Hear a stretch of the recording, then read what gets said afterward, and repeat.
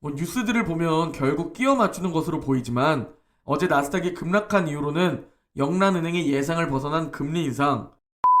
안녕하세요. 웅덩이 매매법 레버리지 ETF 장기 투자자 디벨롭몽입니다. 와, 어제 산타랠리의 시작을 알리는 듯한 미국 증시의 상승을 보다가 잠드신 분들은 오늘 아침에 일어나서 너무 떨어져 있는 나스닥을 보고 정말 깜짝 놀라셨을 듯 합니다. 특히 무슨 개미 털기도 아니고 어제 장 초반에 상승했을 때 매수 들어가신 분들은 지금 마음이 좀 아프실 텐데요. 서원님께서 QLD 장 초반에 너무 빨리 매수했어요. 오늘부터는 계속 상승할 걸로 생각했는데 걱정이 되네요 라고 댓글 주셨습니다. 원칙대로 웅덩이 매매법 중이시라면 현재 QLD 2차 매수 3일차이신 분들도 있고 저처럼 2일차이신 분들도 계실 텐데요. 그래서 5일 동안 매수해야 한다는 겁니다. 지금과 같은 이 변동성의 평균에 매수하기 위해서 말이죠.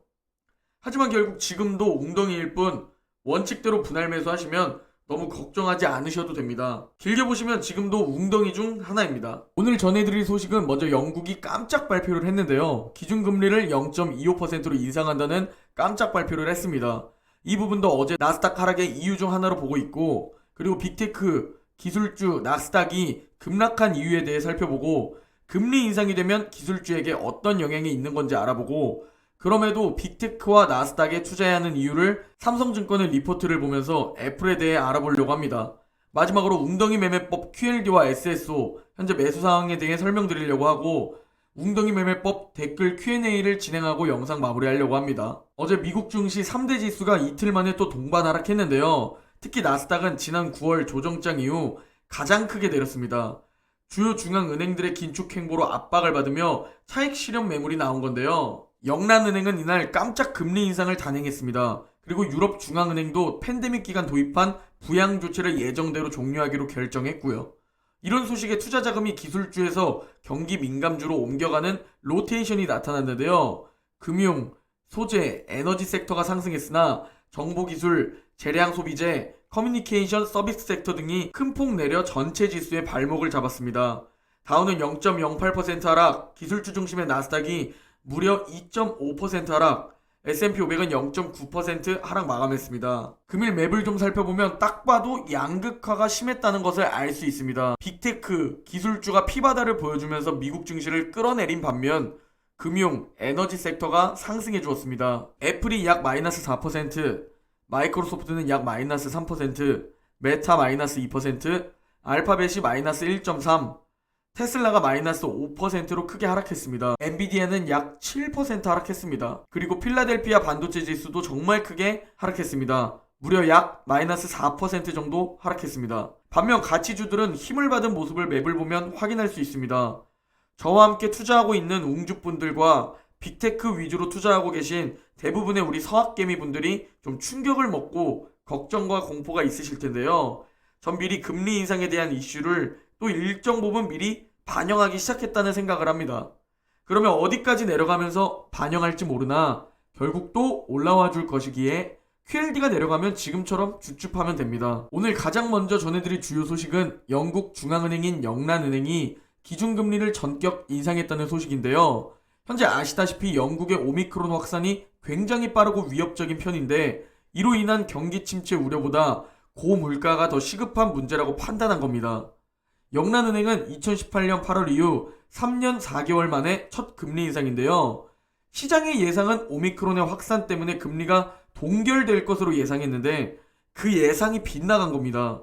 영국 역시 인플레이션이 이제 코로나보다 더 중요해졌다는 것을 보여주는 게 아닌가 생각됩니다. 어제 나스닥은 미국 연준 그리고 유럽중앙은행과 영란은행 등 주요국 중앙은행들의 긴축 신호에 매도세가 나온 것으로 해석됩니다. 그리고 오늘 밤에 미국 증시는 내마녀의 날입니다.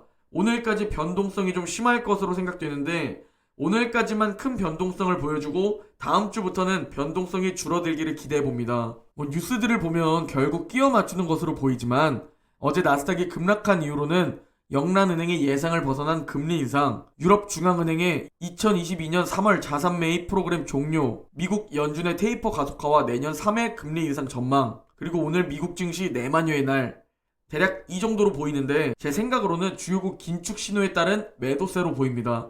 즉 연준의 긴축을 일정 부분 미리 반영한 것으로 보이는 거죠. 그러면 금리 인상을 하면 특히 기술주가 왜 타격을 받는지에 대해 설명드리려고 합니다. 기술주는 미래에 더 성장할 만한 기업인데요. 미래에 더 큰 성장을 계획하고 있는 기술주들은 미래에 창출될 수익을 목표로 공장 증설 혹은 기술 개발 등에 큰 돈을 계속 투자합니다. 기술주는 부채 등을 조달하여 투자합니다. 투자를 공격적으로 하는 거죠. 그리고 이는 부채의 증가로도 이어집니다. 항상 예외는 있으니 그 부분은 참고해 주시길 바라고, 그리고 지금 시장에서 가장 우려하는 부분은 금리 인상입니다. 이는 기술주, 성장주에게 있어 쥐약이죠. 예를 들어서 1,000억의 부채를 늘려 투자를 하고 있는 기술주가 있다면 당시 금리가 1%라고 생각을 하면 연 10억의 금융비용이 발생합니다. 하지만 만약 금리가 2%에서 4%로 올라간다면 금융비용이 20에서 40억으로 증가하게 됩니다. 이는 기업의 이익을 떨어뜨리겠죠? 결국 기업의 EPS 감소로 이어지는 겁니다. 그리고 EPS 감소는 실적에 악영향을 주고 어닝 쇼크로 이어질 수 있죠. 그러면 금리 인상을 하는 그 기간 동안에는 배당주로 갈아타야 하는 거 아니냐라는 생각이 들 수 있겠는데요. 하지만 금리 인상을 하는 시기에 QLD는 약 3배 정도 상승해 주었습니다. 가장 최근 금리 인상을 했던 2016년부터 2018년까지의 QLD 일봉 차트를 가지고 왔는데요. 나스닥 200 레버리지인 차트인 점을 참고해 주시기 바랍니다. 먼저 2015년 12월에 고점에서 금리 인상이 시작된 후 QLD는 33% 하락이 나왔었는데요. 그 후 박스권에 머물면서 조금씩 상승해 주지만 약 1년이라는 시간 동안 전고점을 뚫지 못하는 모습을 보여줍니다. 그 후 전고점을 뚫어주는 주가는 2018년 미중 무역 갈등 전까지 쭉 우상향을 그려줍니다. 결국 단기적으로 변동성이 커질 수는 있으나 결국 금리 인상 시에도 안전하면서 가장 수익을 볼 수 있는 확률이 높은 종목이라는 생각입니다. 자, 다음으로 삼성증권의 리포트에서 애플에 대한 좋은 내용이 있어서 일부 가지고 와서 공유 드리려고 하는데요. 먼저 최근 애플은 거의 시총 3조 달러에 육박합니다. 이 시총 3조 달러의 의미가 어느 정도냐면 전 세계 GDP 기준 세계 7위 수준입니다. 프랑스와 이탈리아보다 높다고 하죠. 애플 한 기업이 말이죠. 주요국 시가총액과 비교를 해봐도 독일, 한국, 호주의 거래소 시가총액이 애플 한 기업보다 낮다는 겁니다. 애플 한 기업이 독일의 거래소에 상장한 모든 기업의 시총을 합친 것보다 높은 겁니다. 어느 정도인지 감이 좀 잡히시나요? 최근 어닝에서 공급망으로 인해 안 좋은 얘기들이 많이 들리는데도 신고가를 갱신해주는 애플인데요. 그 이유를 살펴보면 단순 아이폰으로 끝내는 것이 아닌 에어팟과 애플 TV, 그리고 애플의 자체 반도체 M1, 그리고 최근 상승하고 있는 이유로는 애플 글래스가 주목받고 기대를 받으며 주가 상승을 이끈 요인인데요. 애플이 새로운 것을 시도하고 출시를 해도 잘 되는 이유가 애플 생태계 때문입니다. 일단 충성도가 독보적인 아이폰을 가지고 페이스타임, 아이클라우드, 애플 뮤직과 애플 TV, 에어팟과 애플 워치, 아이패드, 맥북 등 모두 이어질 수 있게 연결을 시켰죠. 실제로 주변에서 에어팟, 아이폰, 애플 워치 사용자는 우리나라에서도 주변에서 정말 많이 볼 수 있고, 애플은 생태계 때문에 한번 진입을 하면 재구매율이 엄청납니다. 실제로 미국 10대들의 통계를 봐도 아이폰 사용자가 91%며 거의 대부분의 사용자는 다시 아이폰을 재구매한다고 밝혔죠. 기존의 애플은 하드웨어의 매출이 정말 말도 안 되게 대단했던 회사라면 이제는 그 하드웨어의 매출은 기본으로 깔고 그 하드웨어를 통한 서비스 매출이 엄청난 속도로 상승하고 있습니다. 결국 말 그대로 독점이라는 말과 애플은 뭘 해도 다 잡아먹을 수 있는 구조를 만들었다는 겁니다. 왼쪽에 하드웨어 매출 차트를 보면 아이폰 매출은 계속 상향되고 있고 아이패드가 조금 주춤하고 있으나 웨어러블이 또 잘 상승해주고 있죠. 그리고 오른쪽에 서비스 매출 차트를 보면 우상향을 보여주는 것을 확인할 수 있는데요.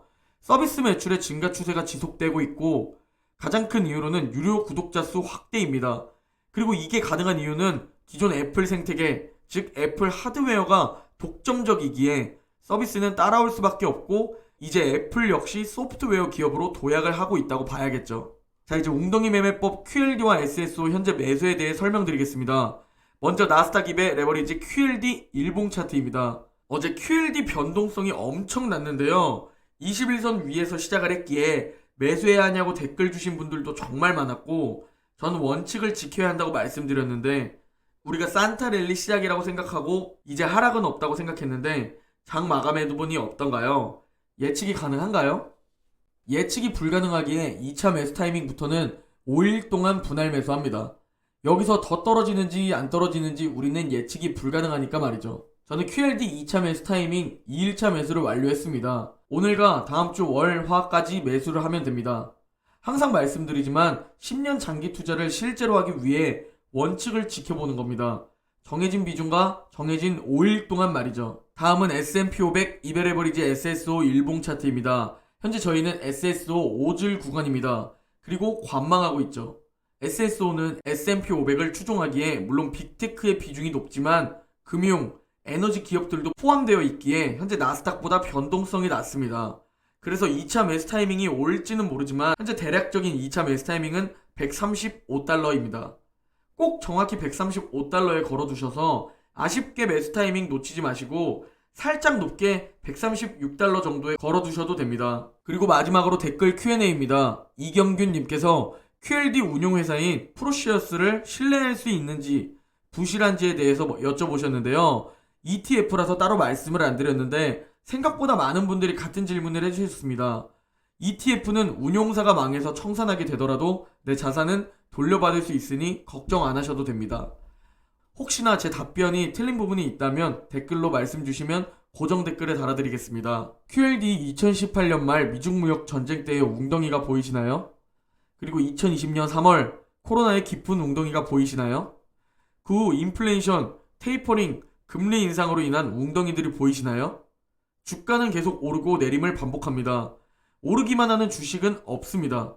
단 내릴 때보다 더 많이 높게 오르기에 주가가 오르고 내림을 반복하지만 화면을 보면 우상향을 해주고 있는 겁니다. 지금 세계 주요국들의 긴축 신호와 연준의 테이퍼 가속화 선언, 내년 세 차례 금리 인상 전망 이런 걸 겪고도 결국 또 우상향해주면서 신고가를 갱신해줄 겁니다. 그 가장 안전한 종목인 QQQ와 SPY에 이베 레버리지에 투자하면서 웅덩이에서 줍줍하는 거죠.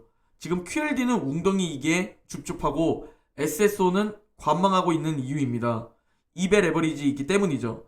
이렇게 리스크 관리를 하면서 매수를 해도 1배보다 단연 수익률이 월등합니다. 장기로 가면 갈수록 차이는 더 날 겁니다. 하지만 3배를 하지 않는 이유는 3배는 폭락장에서의 원금 회복이 불가할 수 있다는 주식시장에서 가장 큰 리스크를 가장 높은 확률로 가지고 있기 때문입니다.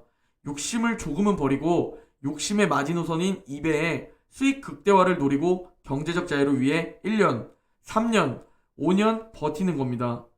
오늘 영상은 여기까지입니다. 제 영상이 도움이 되셨다면 구독과 좋아요, 댓글 한 번씩 부탁드립니다. 모두 오늘만 버티면 주말입니다. 오늘 하루까지 화이팅 하시고 내일 영상에서 뵙겠습니다.